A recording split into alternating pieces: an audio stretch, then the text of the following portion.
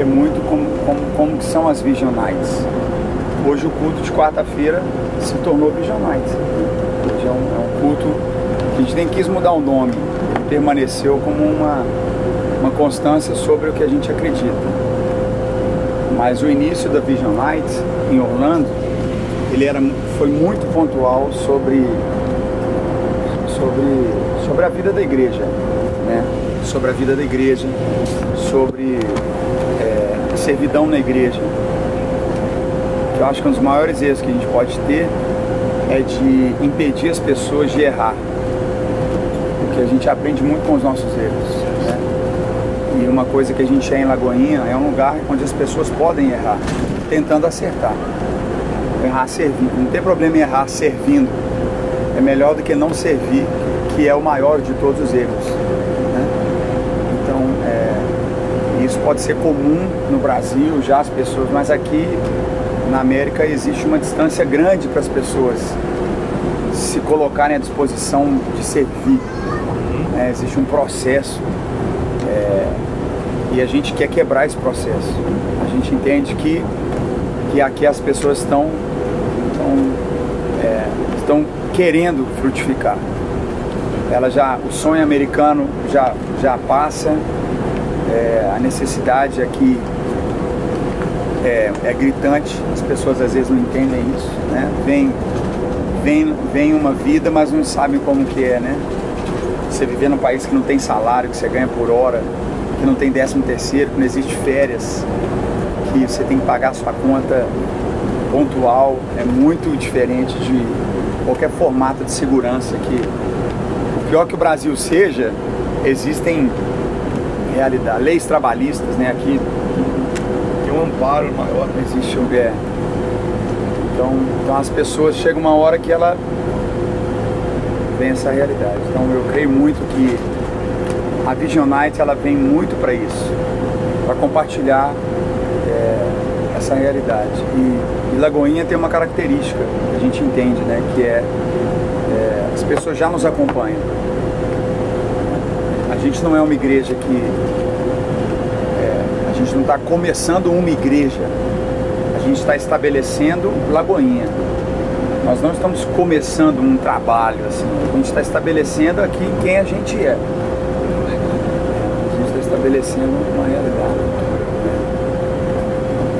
Tudo aquilo que a gente faz que foge de estabelecer quem a gente vai fugir de quem a gente é. A gente vai atrapalhar um processo que já existe há décadas, né? E que é o que eu acredito que Deus tem para a gente, no nosso papel, né? Nosso papel. Estabelecer quem a gente já é, num lugar onde as pessoas já têm uma experiência do que já é Lagoinha, e não fugir disso, né? Não fugir disso. O Jason tá com a gente desde o início, né, Jason? 7 meses, né? 7 meses. É incrível a gente ver o crescimento, a evolução, a mudança tão rápida, né, cara? Porque... Como é que foi pra você, assim, cara, Lagoinha Orlando, quando você começou nas Vision Nights? Porque você experimentou Vision Nights, né? Na verdade, o meu primeiro encontro na Lagoinha foi... Deixa eu virar pra cá. Meu primeiro encontro na Lagoinha foi numa Vision Night, né, cara? Me lembro até hoje que tava eu e minha esposa em casa e a gente já tava aqui há 9 meses nos Estados Unidos e orando a Deus e, cara, Deus, por que a gente tá aqui? O que você quer da gente? O que nós estamos fazendo nessa cidade? E aí, de repente, a gente abre o Instagram, tá lá, puf, Vision Night, terça-feira, e Lagoinha Orlando, falando, não é possível, né? Aí a gente mandou lá perguntando, cara, vai ter de novo? Aí alguém respondeu lá, algum administrador, vai ter terça-feira que vem, a gente tá de novo. Cara, nós fomos, na hora que a gente chegou lá, aí mudou tudo a nossa vida, né? Literalmente, a gente chegou, Deus, cara, falou de uma forma muito profunda com a gente, mostrando, cara, é aqui que eu quero que vocês estejam. E dali em diante a gente foi vendo o crescimento, né? Pô, nós participamos da segunda reunião aqui de Orlando. E, cara, é incrível, né? Ver a evolução, o crescimento, o avanço tão rápido. 100 e poucas pessoas, daqui a pouco virou 500, daqui a pouco 1000, daqui a pouco quando você olha. E, tão pouco tempo, né? Num espaço tão curto de tempo. Uma coisa que me marcou no Jason, que é importante a gente pontuar às vezes, é que o Jason começou a servir nas Vision Nights, e em um momento ele falou que foi um dia pastor sênior de uma igreja. Não que está errado de falar, não é errado falar, mas a atitude dele mexeu muito comigo. E quando uma Vision Night chega, a gente chega para servir, a gente tem uma visão muito clara, não é posição, é disposição. Nunca é posição, sempre é disposição. A gente em Orlando tem 1 ano e 8 meses, ainda é tempo de disposição, o estabelecer de um trabalho não é firmado em posicionamento, é firmado em disposição. E aí eu vi o Jason fazendo aquilo e tal, a Aline, esposa dele, vi o Jason um dia tocando, falei, gente, esse menino é ungido, né? Falei, tem unção aí, tem uma... Aí alguém chegou e falou, cara, ele era pastor no Brasil, pastoreava lá e tal. Falei, não é possível. Falei, E aí falaram, e aí ele é de uma igreja de um formato com células e tudo, porque nós somos uma igreja que tem células, né? A gente acredita muito na visão dos cultos em casa. E o Jason agregou demais na nossa vida através de uma Vision Night. Então a importância da Vision Night não é sobre posição, é sobre disposição. É na Vision Night que a gente vai vendo quem vai estar com a gente. O cara que sacrifica um dia de semana, o cara que vai viajar 1 hora, 1 hora e meia, um cara que vai monta som, desmonta som, bota a cadeira, tira a cadeira. Isso para nós é muito valioso, né? Mas você sabe que esse nome, cara, Vision Night, não é só um nome, né? Não é um slogan, não é uma marca. Esse primeiro dia que a gente foi, a gente teve a certeza que era exatamente ali que a gente deveria estar, justamente porque, cara, a palavra que foi direcionada, a mensagem que foi falada, foi exatamente trazendo, olha, essa é a nossa visão, isso é Lagoinha. E, cara, quando você ouve a realidade, você fala, meu, é impossível, eu não quero deixar de fazer parte disso, eu não posso deixar de fazer parte, de vivenciar isso. Então quando a gente saiu dali, a gente saiu sabendo exatamente, essa é a visão da igreja, essa visão ela está completamente condizente com a palavra e com aquilo que pulsa no nosso coração. Então a Vision Night, esse nome, cara, quando Deus te deu, foi realmente uma direção, um direcionamento do Espírito mesmo, cara, porque tem tudo a ver mesmo. Quando o cara chega ali, ele ouve a visão, ele entende a visão, não tem como ficar fora, né, cara? Não tem como. Eu lembro Samuca, a gente, pastor Samuel Misraí, a gente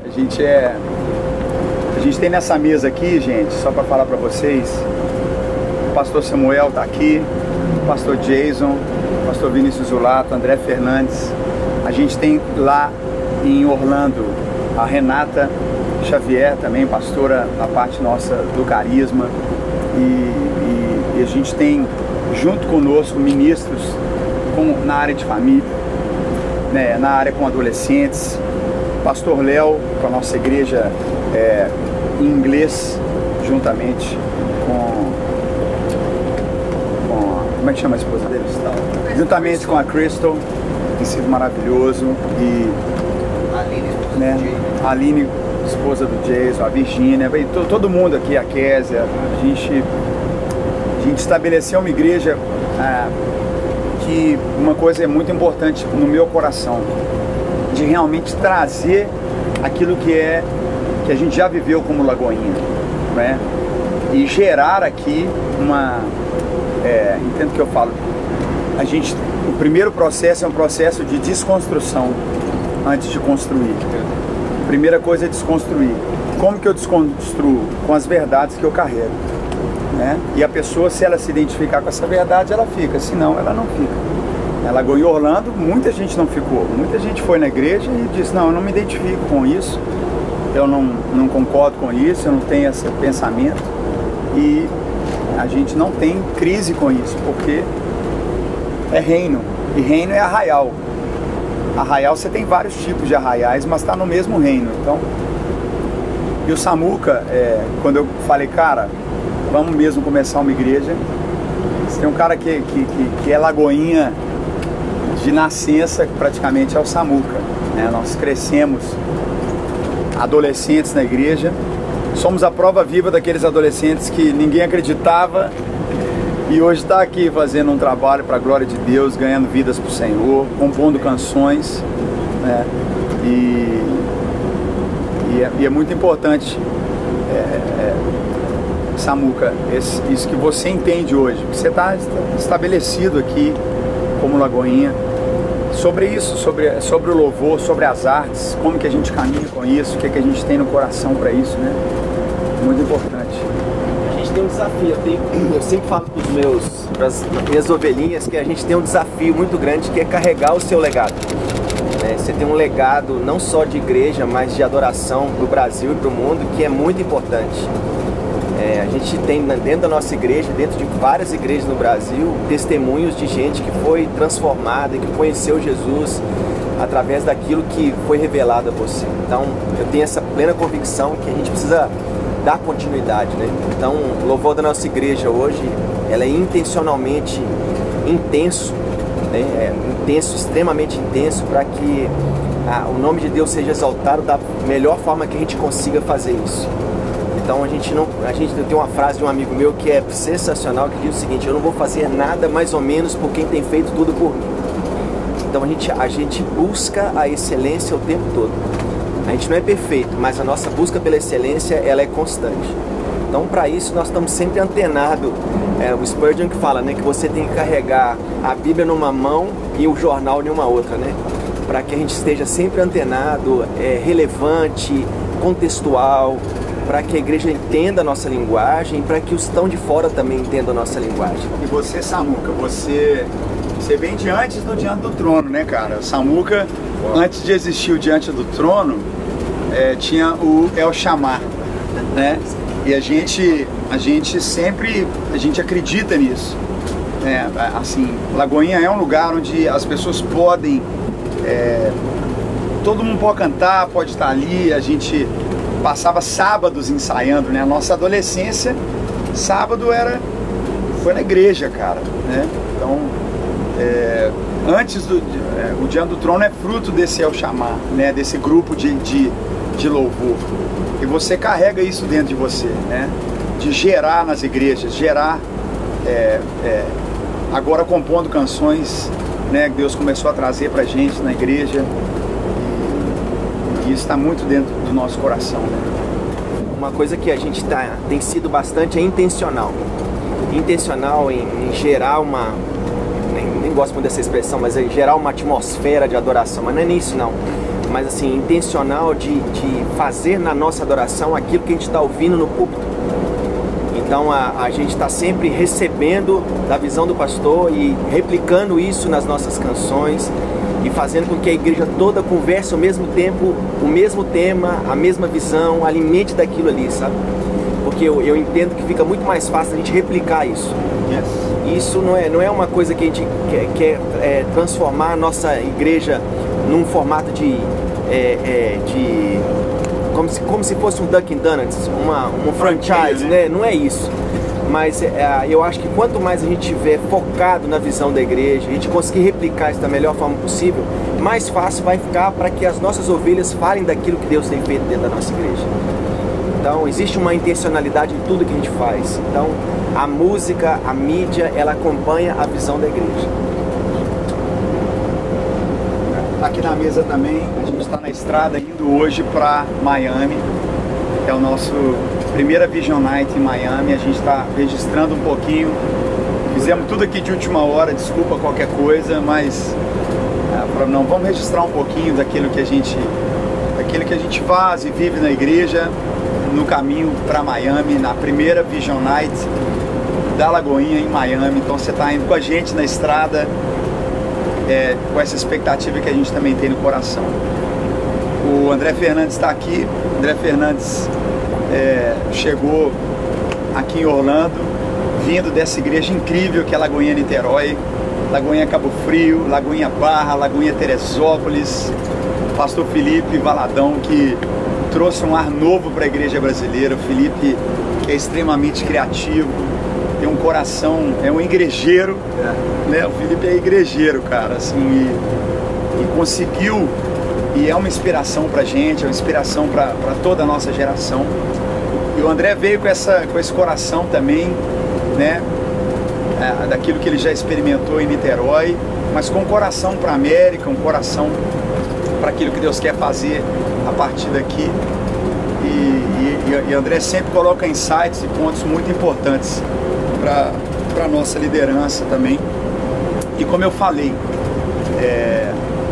para nós ainda é muito importante estabelecer aquilo que é Lagoinha com quem carrega um DNA de Lagoinha, para que não haja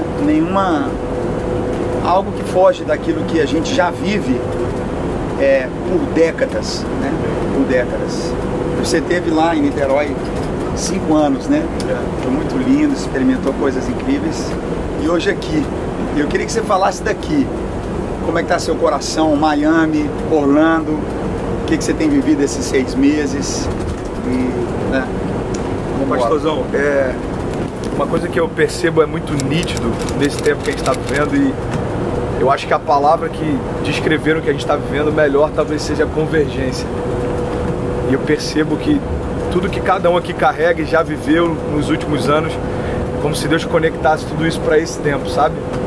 Eu creio que existe uma janela de tempo e a gente está debaixo dessa graça, assim, de tocar pessoas que você percebe que há anos estavam ansiando para que viesse uma igreja, para que viesse essa visão, para que viesse esse frescor, para que essa palavra da fé tocasse pessoas, gerasse vida em coisas que estavam mortas. Então a gente, por exemplo, está indo para Miami agora e eu estava conversando com uma das pessoas que vai participar lá com a gente e eu falei, cara, eu acredito de verdade que chegou o tempo da igreja brasileira se levantar como um dos players na América, sabe? Não só se conectar como convidado em conferências, não só se conectar para receber, mas se levantar para derramar o que Deus tem colocado sobre a gente também. Então eu acredito de verdade que nos lugares aonde a gente está sendo direcionado por Deus e aonde a gente colocar a planta dos nossos pés, a gente vai derramar algo fresco que vai trazer vida para brasileiros que estão no lugar dos sonhos, mas talvez pararam de sonhar. Eu acho que isso é muito forte. Então, quando perguntam sobre o tempo que a gente está vivendo aqui, eu falo, cara, a gente está como quem sonha, a gente está no lugar dos sonhos e a gente está debaixo de um chamado de Deus, de ressuscitar sonhos também. E não tem a ver com o lugar que você está. O lugar que você está, às vezes, ele é propício, né? O ambiente aqui é propício para empreender, é propício para prosperar, é propício. Só que a tua realidade interior que define o teu exterior. Então tem pessoas que estão no lugar mais propício do mundo, talvez na nação mais próspera do mundo, e sentem falta de algo. E a gente carrega e sabe o que pode preencher isso. E eu acredito que Lagoinha América é isso. É a gente despertar a nação brasileira que está aqui. E eu estava até conversando com os meninos da mídia ontem, quando perguntam sobre a dificuldade do fato da gente ser estrangeiro, né? Somos todos estrangeiros. Todos somos.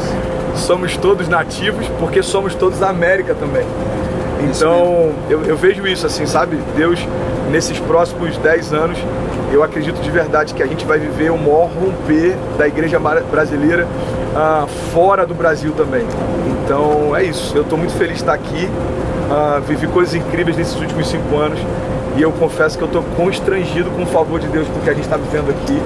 A tua forma de liderar, o teu pastoreio, o time de pastores que a gente tem aqui, é um ambiente leve. E, cara, eu tô feliz. I'm very excited for. Mas isso é tão interessante, né? Porque a igreja é de Jesus, né? E quem faz a igreja não é o pastor, são as ovelhas, né, cara? São as ovelhas. E a gente tem que potencializar o que a gente vê nas pessoas. E deixá-las fluir naquilo que elas se identificam. A gente potencializa aquilo que elas têm. Dá um exemplo simples. Quando meu pai viu que eu tinha um dom na música, meu pai me colocou na aula de música, meu pai comprou instrumentos para mim, meu pai exigia que eu tocasse 1 hora, 1h30 todo dia, no mínimo, senão ele estava em cima de mim ali, não para me oprimir, mas para potencializar aquilo que ele viu que eu tinha. Ele não me forçou a fazer aquilo. Ele potencializou aquilo que ele viu em mim. Um erro de um pastor é querer que alguém faça aquilo que ele quer, sem o pastor perceber que aquilo está na vida da pessoa. Então, a forma que a gente lidera na Lagoinha não é para a pessoa fazer o que eu quero. Eu quero potencializar nela aquilo que ela já quer fazer. A gente potencializa nas pessoas aquilo que elas querem fazer. Isso é muito diferente, porque existem muitos líderes hoje na igreja frustrados, porque eles fazem aquilo que eles estão sendo obrigados a fazer, que não está no coração deles, não é o sonho deles, não faz parte daquilo que Deus chamou, mas existe uma obrigação, né? Servir é ponto, todo mundo serve, mas eu digo na frutificação de plenitude da vida comum, né? E isso para nós como líderes é muito importante. Não vou liderar alguém, eu não vou colocar alguém naquilo que eu simplesmente quero. Eu preciso reconhecer, ter pessoas que reconhecem, e a gente potencializa na pessoa aquilo que está nela, para ela ser feliz na igreja. O pastor Márcio, nosso pastor sênior, né? Ele fala algo muito maravilhoso. Ele sempre diz isso, que a igreja, a vida cristã e a vida ministerial principalmente, é o melhor lugar para você estar quando você está fazendo o que Deus te chamou a fazer. É o melhor lugar da sua vida. Mas é o pior lugar do mundo para você estar, se você não está fazendo aquilo que Deus tem para a sua vida. É o pior. O pastor Márcio, ele fala isso demais, e é fato, porque você só consegue abrir mão dos seus sonhos, da sua própria vontade, ou do que for, quando você está pleno naquilo que você sabe que vem de Deus, né, para a sua vida. E o outro pastor que está com a gente na mesa, que é como um irmão mais novo para mim, que eu amo demais, está há mais de 15 anos na vida da Lagoinha, que é o pastor Vinícius Zulato. E o Zulato tem um coração maravilhoso, é um servo de Deus incrível. E eu repito, para nós, Lagoinha, na América, eu tenho muito cuidado com isso. A gente tem muito esse cuidado, não de não incluir, mas de primeiro estabelecer com aqueles que carregam aquilo que já faz parte da Lagoinha, né? E o Zulato chegou aqui, chegou chegando, né, Zu? E fala pra gente o que você tem vivido, o que tá no seu coração também hoje, o que tem sido Lagoinha Orlando pra você, o que a gente tá... E tem Nova York chegando, tem Dallas chegando, tem tanta coisa, né? Sim. Eu acho que um pouco do que já foi falado aqui é essa experiência de viver igreja dentro de uma cultura de leveza mesmo, né? De ser leve. Então, quando a gente, tipo assim, a gente roda por aqui e às vezes a gente percebe um zelo pelo evangelho que acaba se desdobrando num zelo por tradições. Sim. Então, às vezes a gente vê pessoas que querem ser zelosas do evangelho, mas elas pensam que o zelo pelo evangelho é o zelo de uma tradição e não o zelo pelo evangelho. E aí a gente vê muitas vezes uma igreja que não consegue mais dialogar com o seu tempo, e até uma forma que já não se enquadra mais aos nossos dias de pensar a igreja, de viver a igreja, de liderar a igreja. E eu penso que assim, às vezes as pessoas fazem isso porque elas pensam que estão sendo zelosas do evangelho, quando na verdade elas estão sendo zelosas de uma tradição. Uau. E o nosso esforço aqui tem sido exatamente esse, assim, de zelar pelo evangelho e buscar viver esse evangelho dentro de uma linguagem que seja adequada ao momento que nós estamos vivendo, a realidade do nosso tempo hoje. Então, a gente não fica se apegando a estereótipos, né? É uma frase que eu ouvi uma vez atrás, um tempo atrás, que o conteúdo da mochila tem que ser sempre o mesmo, mas a mochila que vai carregar esse conteúdo, ela pode ser diferente. Então a gente tem procurado... Hoje pode virar pochete, a gente tem procurado ser essa igreja leve nesse sentido, de zelar por aquilo que é imprescindível e e ser flexível com aquilo que pode ser flexível.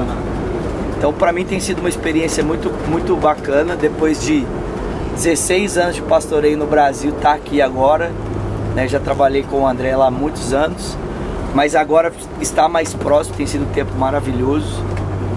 E o que eu vejo do que Deus vai fazer conosco, né, daqui para os próximos anos, com a, né, a abertura dos novos campos, é exatamente levar essa consciência para as pessoas. Olha, nós podemos ser igreja, nós podemos ser cristãos, nós podemos dialogar com o nosso tempo sem sermos religiosos, sem sermos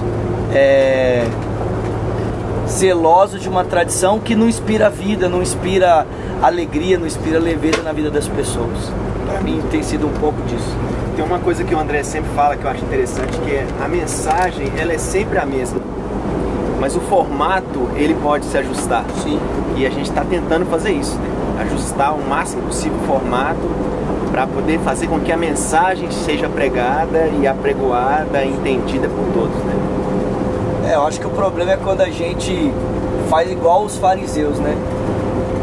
A gente quer ter um selo que às vezes nem o próprio Deus... É uma lei que a gente criou. Exatamente, porque é o que você falou, né, no começo aqui. Na Bíblia a gente vê claramente um Deus que nos permite errar e que estende graça e misericórdia, né, para conosco a respeito dos nossos erros. Os fariseus queriam construir um formato que impedisse as pessoas de errar, porque eles entendiam que a salvação e a transformação do mundo chegaria a partir da obediência deles, do esforço deles. Então eles queriam impedir as pessoas de qualquer forma de errar, de cometer qualquer tipo de erros. E aí a gente vê o discipulado de Jesus caminhando numa proposta totalmente diferente. E era tão diferente que naquele formato dos fariseus eles não conseguiam olhar para Jesus e entender que ele era o Filho de Deus, que ele era o Messias, que ele era o Salvador do mundo, o meio pelo qual Deus estava restaurando todas as coisas. Então nós temos que caminhar nessa leveza, para não incorrer no mesmo erro dos fariseus, né? De Jesus estar fazendo alguma coisa e a gente, pela nossa tradição, pelas nossas regras, a gente, né, não vê se prender nisso. É o que aconteceu aquele dia que a gente estava almoçando junto lá no Longhorn, a gente conversando sobre a experiência da ceia, né? Sim.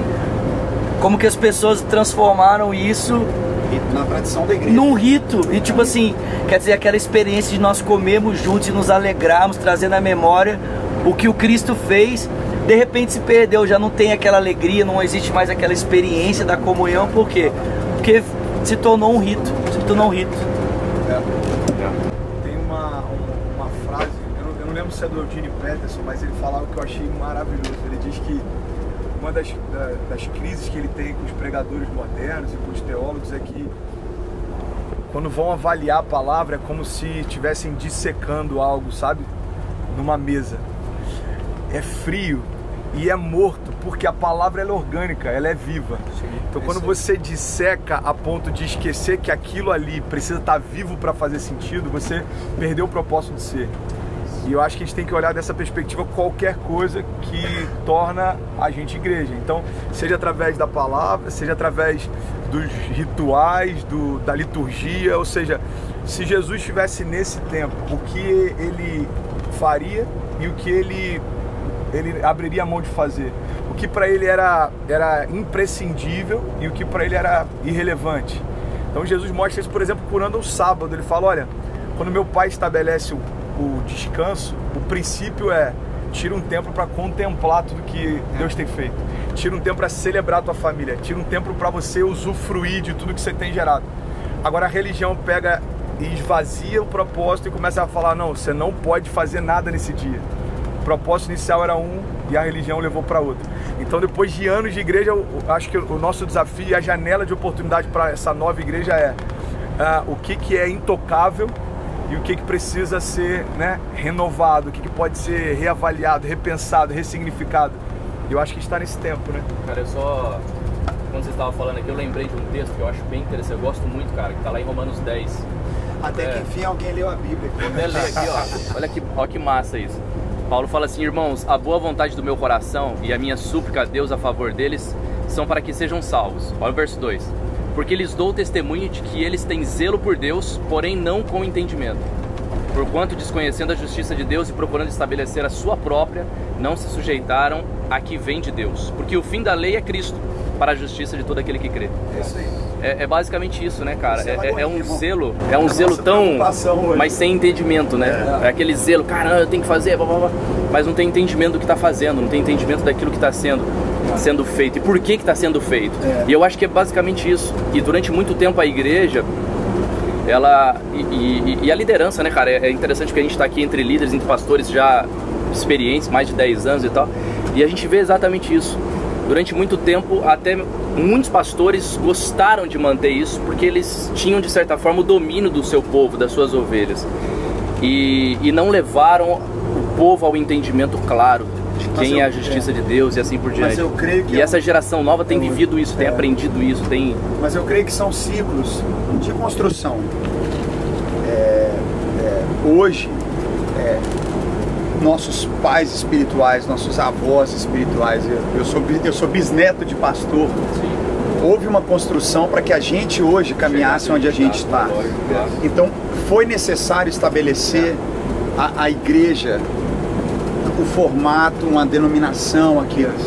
Até porque para chegar no ponto de precisar reformar é porque algo já foi construído. Já foi construído, exatamente. Você só reforma algo que já se estabeleceu.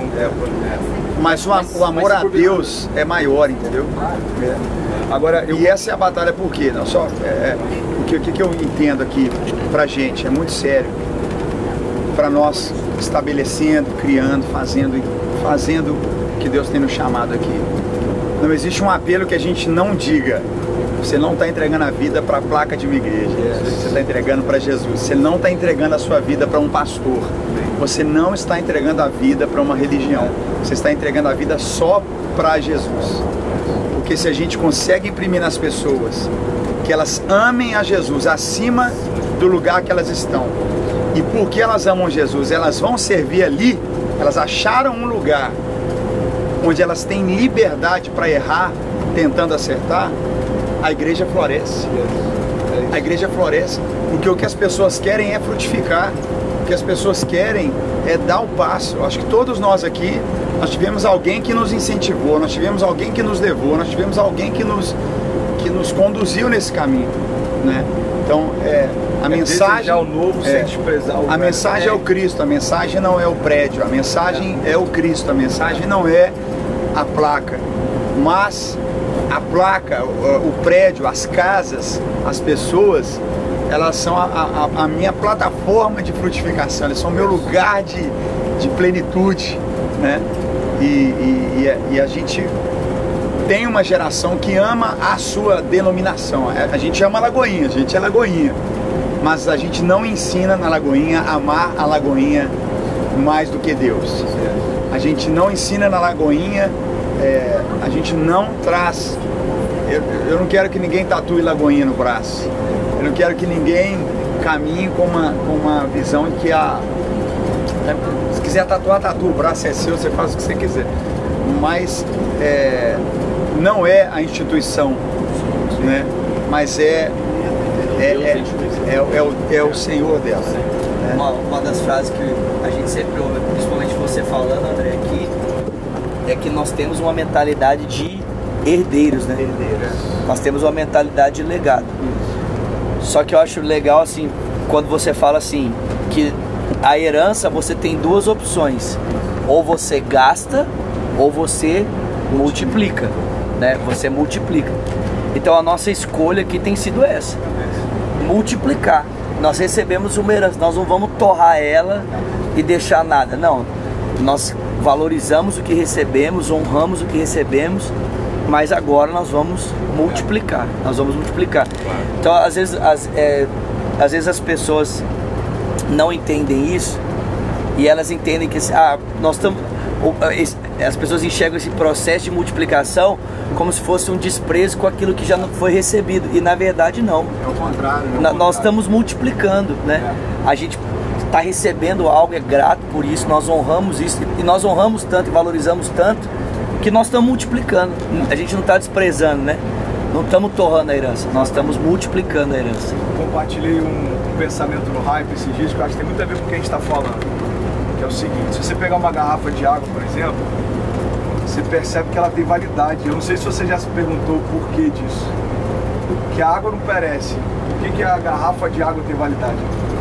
E o ponto é, a validade não está na essência do que a garrafa carrega, mas está na garrafa em si.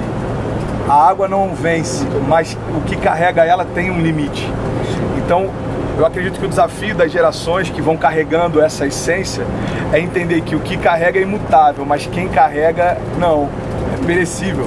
O tempo, a linguagem, os desafios, o contexto, a cultura, a política. Então, quando a gente entende isso, a gente continua carregando com zelo a essência, a palavra é a mesma, o Cristo é o mesmo, o poder é o mesmo, o zelo é o mesmo, mas a linguagem com que eu compartilho isso precisa mudar. Então, os nossos avós já usaram vasos de barro para guardar a água do lado da cama, depois veio o filtro, agora a gente de ferro, agora a gente tem squeeze, tem todo tipo, mas a água continua sendo água e isso não vai mudar. Então, eu acho que esse é o nosso zelo, sabe? No intuito de alcançar mais pessoas, não diluir a mensagem, no intuito de flexibilizar a linguagem, não se perder na essência. Então a gente é isso, mano. Esse é o meu tempo e eu tô com muita expectativa, porque a gente vê pessoas muito diferentes em alguns aspectos, mas com o mesmo chamado, sabe, com o mesmo zelo. Você vê o Samuca, por exemplo, um cuidado pastoral, cara, que eu tenho a liberdade de me abrir. Aí você vê o Zulato, por exemplo, com zelo pela palavra e com a profundidade bíblica e apaixonado por isso. Aí você vê o Jay, cara, um cara, mano, com um caráter assim, irrepreensível, um cara sério, um cara muito focado. Aí você vê o pastor André, visionário ao extremo, é um dos caras que sempre foi precursor e pioneiro em tudo que fez. Seja na música, seja no DVD, seja no audiovisual, seja na igreja, seja no culto. E agora num campus fora do país de origem, sabe? Então eu vejo uma convergência muito forte disso e é isso, mano, that's it. Vou falar uma coisa que eu acho interessante. Eu não vou deixar você falar. Agora eu que vou filmar, ó. Eu vou filmar, vai. É rápido. Uma vez eu tava conversando com alguns amigos e eles dizendo o seguinte: cara, como que vocês conseguem... Eu desculpa. Como que eu vou começar de novo? Olha o take que eu vou fazer, Brasil, ó. 1, 2, 3, gravando. Tava conversando com os amigos e eles fizeram uma pergunta que ficou muito interessante para mim naquele momento. Ele falou assim: cara, como que vocês conseguem pastorear as pessoas que estão com vocês, levando tantas pessoas diferentes para dentro da igreja de vocês? E a resposta que eu dei naquele momento, que eu acho que é muito da leveza que a gente tem, é o seguinte: nós carregamos uma mensagem. E a gente tem a nossa mensagem, nós temos as nossas convicções, mas a gente tem sempre a oportunidade de trazer pessoas que nos inspiram para que as nossas ovelhas sejam inspiradas também. Então a gente sempre tem a oportunidade de oferecer para aqueles que estão caminhando conosco de onde a gente tem se alimentado. Então a gente está falando sobre os nossos parceiros ministeriais, né? O próprio Costa Neto, toda vez que ele vem aqui, ele traz alguma coisa que deixa para nossa igreja e deixa para o nosso time verdades que a gente vai fazer com que isso... Isso é o corpo, né? Com certeza. É porque é o seguinte, tem um amigo meu que fala o seguinte, que a verdade ela não tem dono, ela tem servos, né? Então a gente não está construindo nosso gueto, nós não estamos construindo nossa bolha. A gente está fazendo a nossa igreja com o amor que a gente tem por Cristo e pelas nossas ovelhas e oferecendo tudo que eles podem ter que a gente está tendo também. Então nós não somos donos da visão, a gente é dono daquilo que Deus tem entregado pra gente e nós temos compartilhado da melhor forma possível. Muito bom, Deus. Salva de palmas aí, Brasil. Fala da conexão de geração. Muito bom. Aqui, você falar. Queria só compartilhar uma chave que você falou. Opa, olha o chaveiro, vai o chaveiro. Eu vi algo. Fernandes fala demais. André Fernandes é o chaveiro. Tinha uma ovelha lá do Rio que eu levo pra minha vida, assim, e tem a ver com o que você falou, o Samuca. Ela disse o seguinte: eu decidi, isso tem que ser uma decisão, eu decidi desligar o modo comparativo e ligar o modo contemplativo. Cara, isso é libertador. Então, assim, a gente entender a beleza do que cada um carrega faz com que a gente não se compare, mas celebre. Então, acho que esse é algo que a gente tem vivido muito leve, assim, como você falou do Costa, aí vem o pastor Arthur Pereira, aí vem o Gui Rebustini, aí vem, enfim, a Ana Nóbrega, a Thalita, o Coelho. Só nessa conferência, cara, a gente tem pessoas diferentes que têm feito coisas diferentes no Brasil, mas cada um deles inspira a gente de uma forma diferente, sabe? Quando a gente tem essa liberdade de sentar à mesa e aprender com o outro, entender que cada um recebeu uma graça, uma linguagem, cara, eu acho que essa é a igreja do futuro. A gente fala tanto sobre a igreja do futuro, né? A igreja do futuro pra gente é a igreja de hoje, né? Cara, então, eu acho que, deixa eu só falar uma coisa, que o segredo que eu acho é que a gente saber que as nossas afinidades sempre vão nos aproximar. E as nossas diferenças, ela tem que nos completar. A gente tem que se completar na diferença do outro. Porque enquanto a diferença for um ponto de colisão, ela não cresce, não gera crescimento nenhum. Luiz Hermínio esteve com a gente. Luiz Hermínio também é um pai com a gente aqui, todo Mevan, beijo para todo mundo lá. Ele falou coisas muito maravilhosas. Tudo que ele fala é incrível, mas ele diz algo muito, muito forte. Ele diz: a gente tem que aprender a brigar, a gente tem que aprender a discutir, a gente tem que aprender a discordar, a gente tem que aprender a ter essa flexibilidade, né? E eu não sei se é porque eu sou filho do meio, eu aprendi muito a lidar com a mais velha e a mais nova. Quem conhece a minha irmã mais velha sabe do que eu estou falando. Assim, de saber estar no meio e a construção de um time de liderança que a gente busca aqui é uma construção de equilíbrio, é uma construção flexível, não é uma construção dominante, é uma construção que eu busco olhar, entender e eu tento passar isso, né, para vocês, porque em cada lugar que a gente vai, qual é a forma que eu vou querer viver? Que líder eu quero ser? Eu quero ser um líder pesado, opresso, triste, estressado? Ou eu quero ser um líder que eu carrego um time comigo? Um time que está porque quer estar, né? Tem prazer nisso, né? Então isso que o Samuel falou sobre agregar pessoas diferentes, ouvir e beber de fontes diferentes, saudáveis, né? Isso faz parte da gente e ainda é muito pouco tempo, a gente está só começando, mas a gente quer errar um pouquinho menos, né? E esse é o nosso coração. E muita gente fala: cara, mas mal começou Orlando, já está abrindo, o que está acontecendo? O que está acontecendo não é a gente que está fazendo, a gente está respondendo a algo que está acontecendo. Nós não estamos provocando nada. Não há uma provocação da nossa parte para começar um trabalho. Há uma busca, há um clamor de um povo e a gente está só tentando responder no nome de Jesus, né? Aquilo que a gente está vivendo. E no mais é isso aí. Tamo junto. Curte com a gente esse primeiro dia aqui indo para Miami e acompanha a gente nas redes sociais, acompanha aquilo que a gente está fazendo, esteja orando por nós. Se você quer vir fazer parte, vem para cá, vem estar com a gente. Vamos aqui amar, viver, servir com intensidade. Welcome to the new. Welcome to the new aí, vambora.